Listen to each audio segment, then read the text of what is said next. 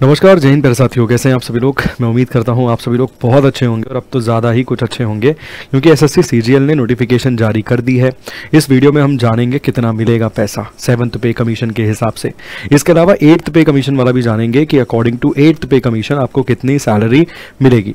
साथ के साथ प्रोसेस भी समझ लेंगे कि क्या प्रोसेस है, इसके अलावा कौन कौन सी पोस्ट आपको देखने के लिए मिलती है एसएससी सीजीएल के तहत। इन सभी चीज़ों को कवर करेंगे हमारी एक इस शॉर्ट वीडियो के माध्यम से। साथ के साथ आपके साथ कुछ प्लान भी साझा करूंगा कि किस प्रोसेस के तहत आप इस बार अपनी एक नौकरी सुनिश्चित कर सकते हैं एसएससी सीजीएल के अंदर। ठीक है, चलिए विदाउट वेस्टिंग अ टाइम, समय को बचाते हुए शुरू करते हैं। सर सबसे पहले आपके सामने आपको नोटिफिकेशन की ही वीडियो दिखाता हूं, मतलब बेसिकली नोटिफिकेशन का जो पहला पेज है ना उसे दिखाता हूँ। देखिए, सबसे पहले combined graduate level examination CGL मुझे नहीं लगता कि किसी इंट्रोडक्शन का मोहताज है। आप सभी लोग जानते हैं कि बहुत ज़बरदस्त लेवल की नौकरी है, सेंट्रल गवर्नमेंट की जॉब है। 4200-4600 एएसओ की जो नौकरी आपको मिलती है, 4600 ग्रेड पे की नौकरी है, 4600 ग्रेड पे की। ठीक है, और 4600 ग्रेड पे सर एक बहुत अच्छा ग्रेड पे होता है, बहुत बढ़िया सैलरी आपके पास गिरेगी। इसके अलावा सर अगर आप मान लीजिए किसी गांव देहात वाले क्षेत्र में रहते हैं और 4600 ग्रेड पे की नौकरी लगती है ना, तो रेड कारपेट बिछाकर आपका स्वागत किया जाए वो भी कम है, ऐसी नौकरी है। मतलब बस सीजीएल का इंट्रोडक्शन दे रहा हूँ कि सीजीएल क्या है। अगर आप सीजीएल की नौकरी पाते हैं तो अगर आप कहीं गांव देहात, बेसिकली शहर की भी मैं बात करूँ तो भाई साहब ढोल नगाड़े के साथ आपका स्वागत किया जाए। इतनी बेहतरीन ज़बरदस्त नौकरी है एसएससी सीजीएल की कंबाइंड ग्रेजुएट लेवल एग्जामिनेशन की अगर हम बात करें तो। चलिए जी, सबसे पहले आप देखेंगे नोटिफिकेशन 9 जून 2025 को तय समय पर आ गई थी। 4 जुलाई 2025 तक फॉर्म भरे जाएंगे। इसके साथ साथ अगर हम बात करें लास्ट डेट ऑनलाइन एप्लीकेशन की अगर हम बात करें तो 4 जुलाई दी गई है। टाइम दिया गया है फी पेमेंट करने के लिए 5 जुलाई। करेक्शन के लिए भाई बोल दिया उसने विंडो। वैसे तो मेरी तो विनती है कि प्लीज़ फ़ोटो सही डालिएगा, है ना, फ़ोटो सिग्नेचर सही डालिएगा, खिंचवा लेना भाई एक फ़ोटो, कोई दिक्कत नहीं पड़ रहा। 20-30 रुपये लेगा, फ़ोटो खिंचवा लेना, एक फ़ोटो खिंचवा के डंकी फ़ोटो डाल देना ताकि दिक्कत ना हो, वही भेज देना आगे भी, फिर ठीक नौकरी लग जाएगी। तो इसके बाद टेंटेटिव डेट दी है टीयर 1 की, मुझे नहीं लगता कि ऊपर नीचे करेगा, इसी डेट को पेपर लेगा वो। 13 अगस्त से लेके 30 अगस्त तक पेपर कंडक्ट करवाएगा टीयर 1 का। टीयर 2 की डेट भी दे दी है दिसंबर की, मतलब अगस्त पूरा खत्म, सितंबर, अक्टूबर, नवंबर और दिसंबर के फर्स्ट ऑफ वीक से ही मुझे लगता है पेपर शुरू करवा देगा। तो 3 महीने का समय आपको देगा मेंस की तैयारी करने के लिए। चलिए और जानते हैं कुछ। इसके बाद अगर हम बात करें सर, इसके बाद आती है इसमें पोस्ट कि भैया किस किस लेवल की पोस्ट आपको देखने के लिए मिल रही है। साथ के साथ हाथों हाथ सैलरी भी डिस्कस हो जाएगी। देखिए, सबसे पहले आप देखेंगे अगर तो ये लेवल 7 की जो आपको नौकरी दिख रही है ना, ये 4600 ग्रेड पे की नौकरी है, 4600। Level 1, level 2, level 3। लेवल 1 की अगर हम बात करें ग्रुप डी की जॉब होती है। Level 2, level 3, level 4, level 5, level 4, 5, 6, 7 इसमें नौकरियां मिल जाती हैं आपको। बी और सी कैटेगरीज की जॉब यहाँ पर आपको दिखने के लिए मिलती है। तो एएसओ असिस्टेंट सेक्शन ऑफिसर की नौकरी आपको दिख रही है, ग्रुप बी की नौकरी है सर। 20 से लेके 30 वर्ष यहाँ पर मिनिमम एज और मैक्सिमम एज का क्राइटेरिया दिया गया है जनरल वालों के लिए। इस सैलरी मतलब इस बेसिकली जॉब में आपके अकाउंट में कितना पैसा गिरेगा, तकरीबन 80,000 के आसपास आपके अकाउंट में गिरेगा, 79-80,000 के आसपास गिरेगा आपके अकाउंट में, अकॉर्डिंग टू 7th पे कमीशन के आधार पे बात कर रहा हूँ। 8वें वेतन आयोग के आधार पे अच्छा खासा भाई ऊपर, मतलब 1,10, 1,15, 1,20 के आसपास आपके अकाउंट में गिरेगा अमाउंट। अकॉर्डिंग टू 8th पे कमीशन पे बात करें, 7th पे बात कर रहा हूँ। 8वां वेतन आयोग लागू हो रहा है 1 जनवरी 2026 से। 1 जनवरी 2026 से तुम्हारे अकाउंट में पैसा गिरना शुरू नहीं होगा, जब से भी गिरेगा मगर कैलकुलेट किया जाएगा 1 जनवरी 2026 से।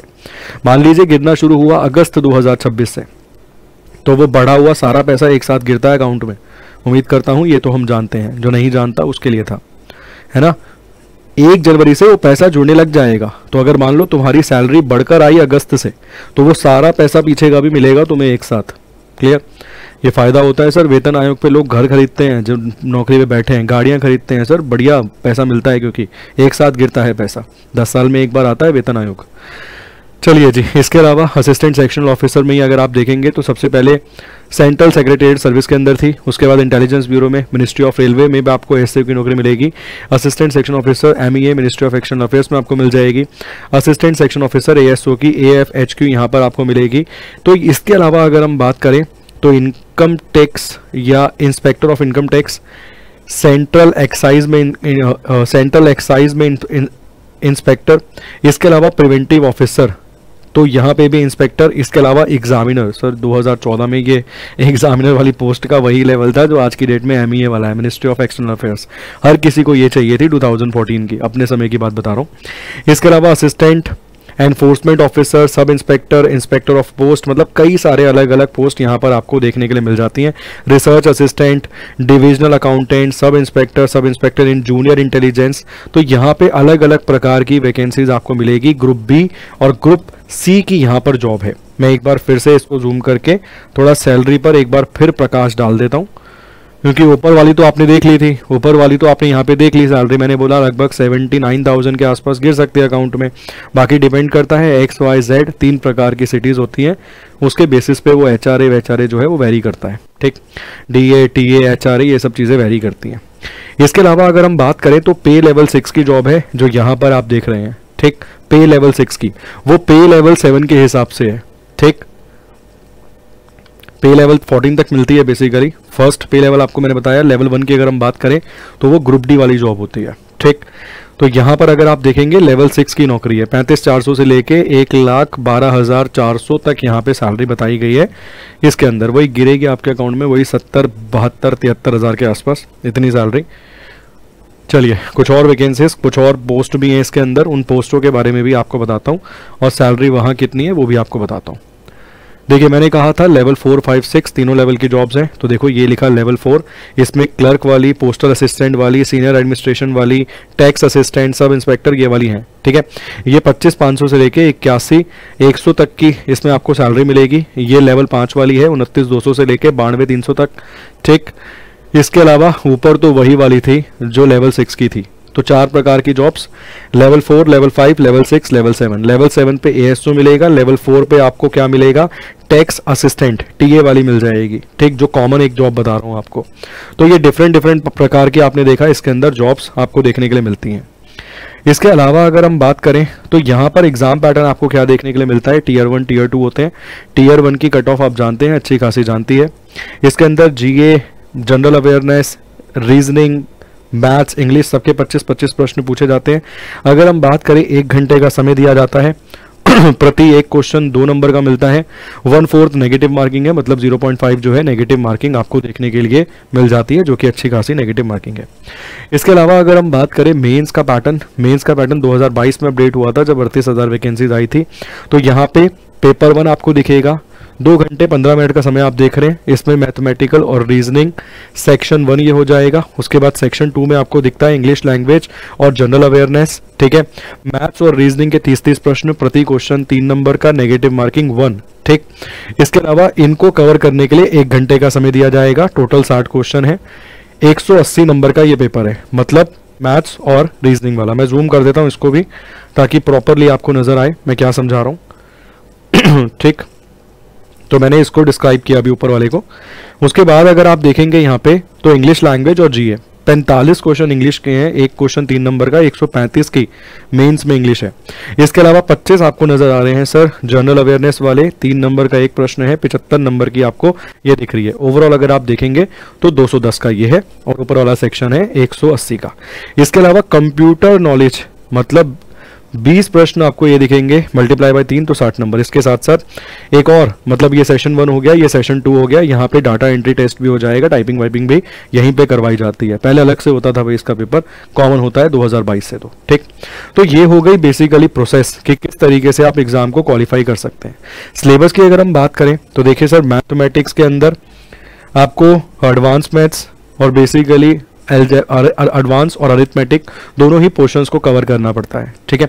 इसके अलावा इंग्लिश में अगर हम बात करें तो इंग्लिश में भी comprehension, one word substitutions, idiom phrases, grammatical error, इन सभी चीज़ों को कवर करना पड़ता है, ठीक है ना। सिनोनियम, एंटोनियम्स, इन सभी चीज़ों से प्रश्न आपको मिलते हैं। इसके अलावा अगर हम बात करें रीजनिंग में तो रीजनिंग में भी एनालॉगी वाले प्रश्न भी पूछे जाते हैं। मतलब बेसिकली रीजनिंग से भी मतलब कॉमन ही एक तरीके का सिलेबस है।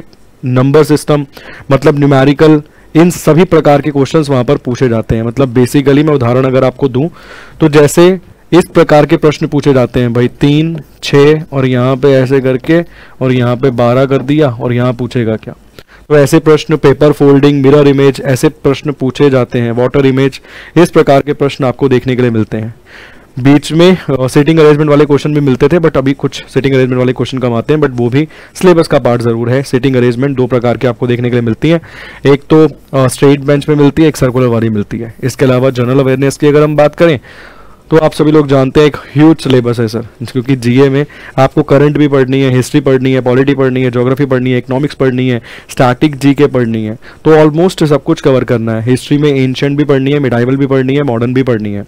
साइंस में तीनों पढ़ने हैं, फिजिक्स, केमिस्ट्री, मैथ्स, क्योंकि हर एक प्रकार का प्रश्न आपको एग्जाम में देखने के लिए मिलता है। ठीक, बाकी हम अलग से एक वीडियो बनाएंगे जिसमें देखेंगे कि लास्ट ट्रेंड क्या रहा है पिछले 3-4 साल का, जहां से उसने ज्यादा प्रश्न पूछे। ठीक, तो ये हमने डिस्कस कर लिया कि ओवरऑल एग्जाम का पैटर्न क्या है, सिलेक्शन प्रोसेस क्या है, टीयर 1, टीयर 2 में ही आपको देखने के लिए मिल रहा है। इस तरीके से टाइपिंग टेस्ट भी यहीं पे हो जाएगा।